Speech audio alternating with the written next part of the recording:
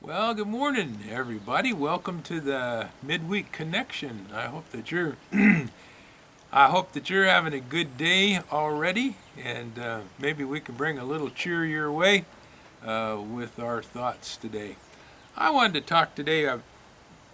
Kind of last week had a great time with our friend Sam, and this week I thought I would talk about another one of the cowboy ethics that we started out about 3 weeks ago. And I wanted to talk today about be tough but fair. Be tough but fair. Now, in his book Cowboy Ethics, James Owen said this. He said, "All of us know that cowboys of the Old West were as tough as nails. Living in the wide open spaces far beyond the reach of authority, they had to be. They carried guns for protection against hostiles and bandits. They dealt swiftly with rustlers and horse thieves. But our popular image of the cowboy overlooks the way his toughness was tempered by other elements of his code, the ones demanding fairness in all dealings. In practice, the notion of fair play was deeply ingrained in every facet of prairie life." That's really interesting, the notion of fair play.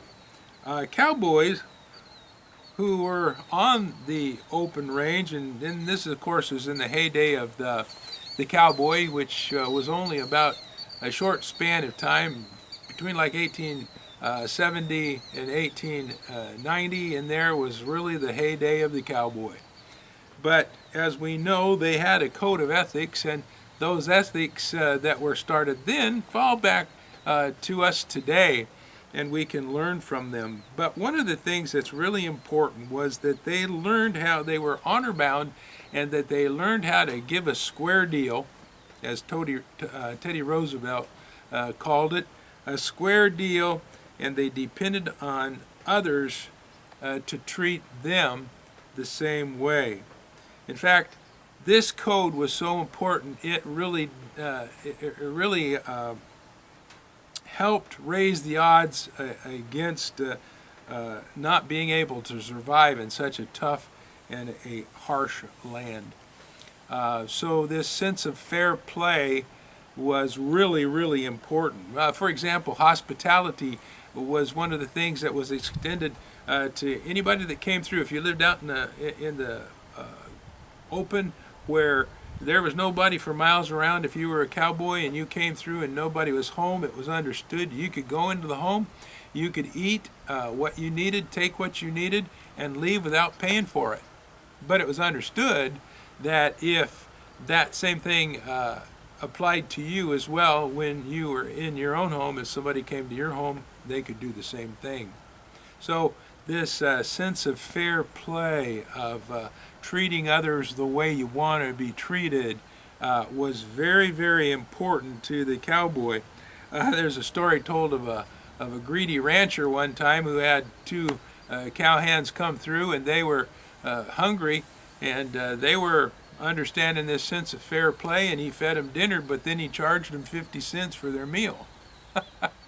Well, they went out and they kind of put a little advertising out there on one of the calves, and they took a running iron and they put branded in the side of the calf, "Meals 50 cents," and big letters. That's kind of a funny story, but that was how they looked at that being such a gross violation of that code and that principle.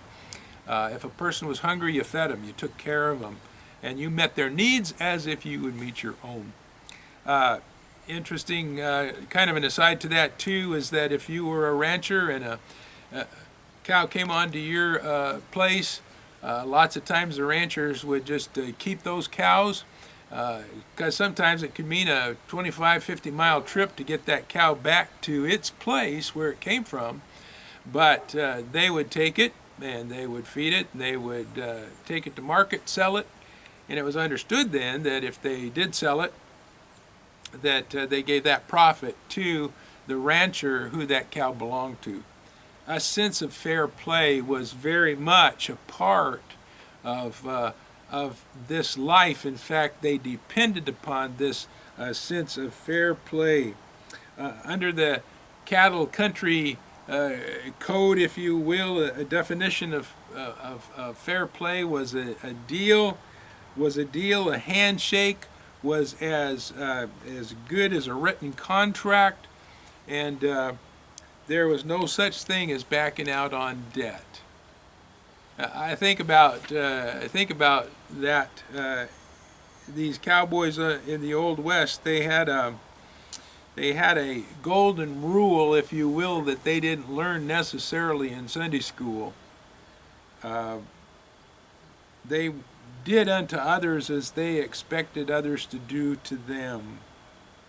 I think that that's an amazing thing that we need to understand today. They did it for survival.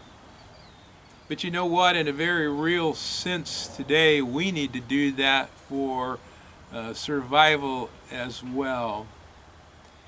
We do not want to become a hard people who only want for themselves, a selfish people. We want to become a people who are looking out for others as well. I've always said this: if the world would follow just one teachings of Jesus, we would not have any poverty, we would not have any sickness, we would not have any imbalance of anything if everybody would love their neighbor as they love themselves. If everybody would follow the golden rule, do unto others as you'd have them do unto you. That is such a profound principle that Jesus taught, and that was only one of the amazing things that he said. So here's the challenge for today. I'm thinking about our witness, my life as my witness. And I have an opportunity today to do something for somebody that I'd like to have somebody do for me. So I'm thinking, what would that look like to treat somebody today the way I'd like to be treated? And I wonder who that might be. I think what we should do is ask the Lord, Lord, give me somebody today that I can go to and treat the way that I'd like to be treated. And that act of kindness can not only make a huge difference in that person's life today, but I'll tell you what, it can make a huge difference in yours. In fact, personal testimony, this last week on Saturday, my granddaughter and I were able to help somebody do something. A lady who lived alone, we were able to lift some furniture and get it into her house, and because she couldn't do it. Walked away feeling really fine about that. That was really a cool thing. And then just the other day, I was able to help another person out. They didn't ask for the help. I saw the need and I helped. And man alive, I felt so good after I had done. Saved them time, and it made me feel good too. So I want to tell you what, go out and do something nice for somebody today, something you'd like to have done for yourself, and do it in the name of Jesus. Well, God bless you. I hope that you have a good rest of this week, and happy trails to you.